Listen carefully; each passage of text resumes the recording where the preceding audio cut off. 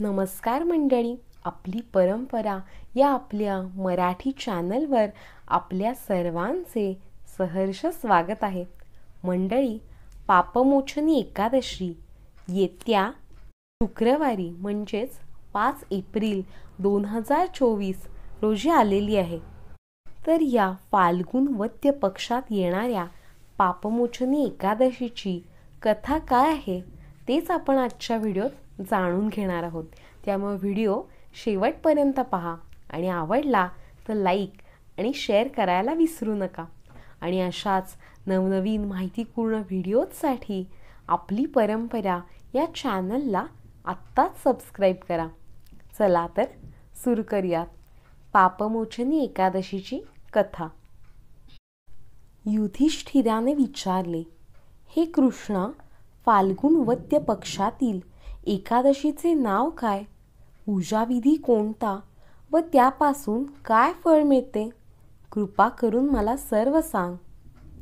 भगवान श्रीकृष्ण म्हणाले, मी तुला पापमोचनी एकादशीचे व्रत सांगतो, ते ऐक. हे व्रत पूर्वी चक्रवर्ती मांधाता राजाला त्याने विचारल्यावरून लोमश ऋषींनी सांगितले होते. मांधात्याने विचारले, भगवान, फाल्गुन वद्य एकादशीचे नाव काय? पूजाविधी कसा आहे व त्याचे फळ काय? लोकांच्या कल्याणाकरता विचारत आहे, तर कृपा करून सांगा. लोमश ऋषी म्हणाले, या एकादशीचे नाव पापमोचनी आहे. ही एकादशी पिशाच्य तत्वाचा नाश करणारी म्हणून प्रसिद्ध आहे. राजा, त्या एकादशीची कथा सांगतो, ती ऐक. ही कथा सर्व इच्छा पूर्ण करणारी, सर्व सिद्धी देणारी, कल्याण करणारी, धर्म वाढवणारी, पापनाश करणारी व आश्चर्यकारक आहे.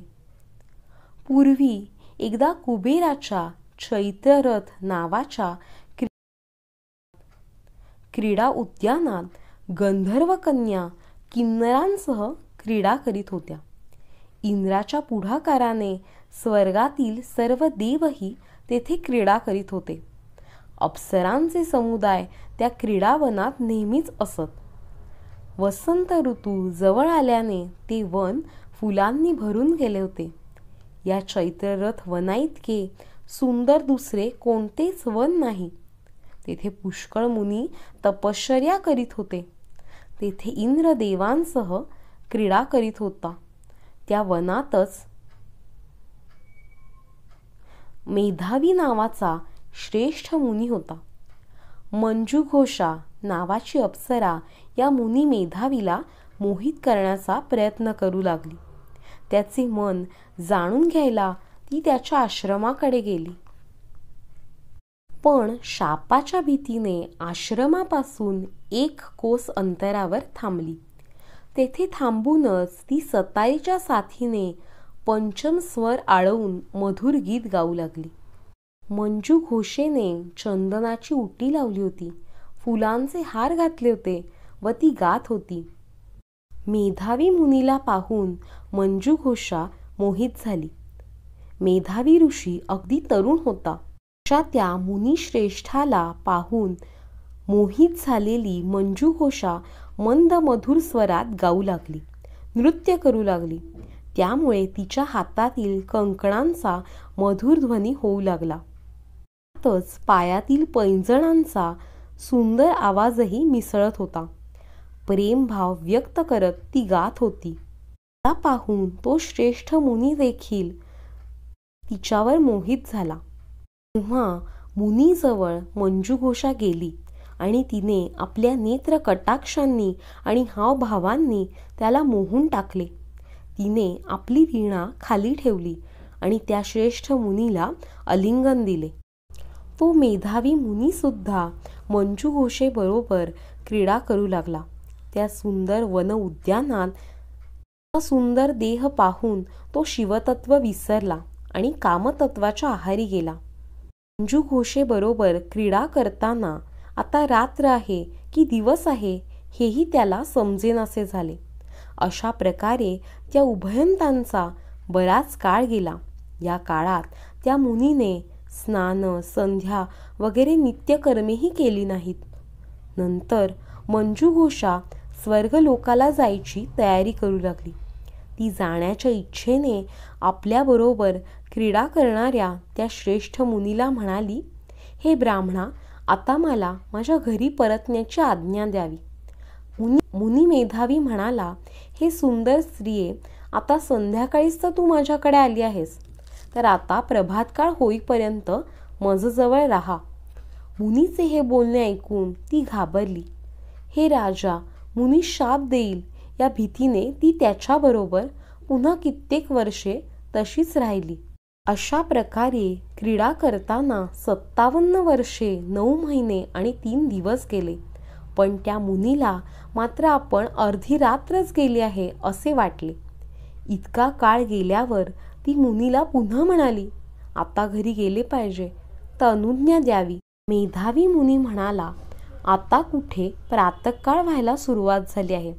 माझे ऐक, माझी स्नानसंध्या होईपर्यंत येथेच राहा. मुनीचे हे बोलणे ऐकून तिला आश्चर्य वाटले व भीतीने तिला वेढले. किंचित स्मितहास्य करून मंजुघोषा त्याला म्हणाली, हे श्रेष्ठ विप्रा, तू माझ्यावर कृपा केलीस. तेव्हापासून किती संध्याकाळ झाले आणि किती काळ लोटला याचा जरा विचार करा. तिचे हे बोलणे ऐकून तो श्रेष्ठ मुनी चकित होऊन विस्फारलेल्या नेत्रांनी मनात कालगणना करू लागला. त्याने ध्यान केले तेव्हा त्याला समजले की आपली 57 वर्षे हिच्याबरोबर क्रीडा करण्यात गेली. तो फार संतापला. त्याच्या डोळ्यातून जणू ठिणग्या पडू लागल्या. आपल्या तपाचा नाश हिनेच केला असे त्याला वाटले. ती त्याला काळरूपी भासू लागली. आपण कष्टाने मिळवलेले तप हिनेच नष्ट केले अशा विचाराने त्याला राग आला आणि त्याचे ओठ थरथर कापू लागले. इंद्रिय व्याकुळ झाली. तो मंजुघोषेला म्हणाला, हे पापिणी, दुराचारिणी, कुलटे, तुला पापच प्रिय आहे. असे म्हणून त्याने तिला शाप दिला की तू पिशाच्ची हो. त्याच्या शापामुळे निस्तेज झालेली मंजुघोषा विनयाने नम्र होऊन उभी राहिली. मुनीच्या कृपाप्रसादाची इच्छा करून ती सुनयना मुनीला म्हणाली, हे श्रेष्ठ मुने, माझ्यावर कृपा करा व या शापातून माझी मुक्तता करा. सज्जनांच्या बरोबर 7 पावले चालली तरी मैत्री जडते. मग हे ऋषीश्रेष्ठा, तुझ्या संगतीत तर माझी कित्येक वर्षे गेली आहेत. स्वामी, या कारणासाठी तरी माझ्यावर कृपा प्रसाद करा. मुनी म्हणाला, हे कल्याणी, शापातून सुटका होण्यासाठी मी काय सांगतो ते ऐक. मी काय करू? अगं पापिणी, मी केलेले महान तप तू नष्ट करून टाकलेस. आता पापमोचनी नावाची सर्व पापांची क्षय करणारी एकादशी येईल. हे सुंदरी, तू त्या कल्याणकारी एकादशीचे व्रत कर, म्हणजे पिशाचत्व नाहीसे होईल. तिला असे सांगून तो मेधावी ऋषी आपल्या पित्याच्या आश्रमाकडे परत आला. तो आलेला पाहून च्यवन ऋषी त्याला म्हणाले, बाळ, तू हे काय केलेस? तुझे सर्व पुण्य नष्ट होऊन गेले ना? मेधावी म्हणाला, बाबा, मी अप्सरेसह रमलो. हे मी मोठेच पाप केले. या पापाचा क्षय कोणते प्रायश्चित्त केल्याने होईल ते मला सांगा. च्यवन ऋषी म्हणाले, पापमोचनी नावाची एकादशी आहे. तिचे व्रत केल्यास पापांच्या राशीही नष्ट होतात. पित्याचे बोलणे ऐकून मेधावीने पापमोचनी एकादशीचे व्रत केले. त्यामुळे त्याचे पाप नष्ट झाले आणि तो पुण्यवान झाला. अप्सरा मंजुघोषेनेही पापमोचनी एकादशीचे व्रत केले. त्यामुळे तिची पिशाच योनीतून मुक्तता झाली आणि पुन्हा ती दिव्य रूपाची अप्सरा होऊन स्वर्गात गेली. लोमश ऋषी म्हणाले, राजा, पापमोचनी एकादशीचे व्रत याप्रमाणे प्रभावशाली आहे. जे मानव हे व्रत करतील त्यांचे जे काही पाप असेल ते सर्व नष्ट होईल. जो हे महात्म्य वाचेल किंवा ऐकेल त्यालाही 1000 गायी दान केल्याचे पुण्य मिळेल.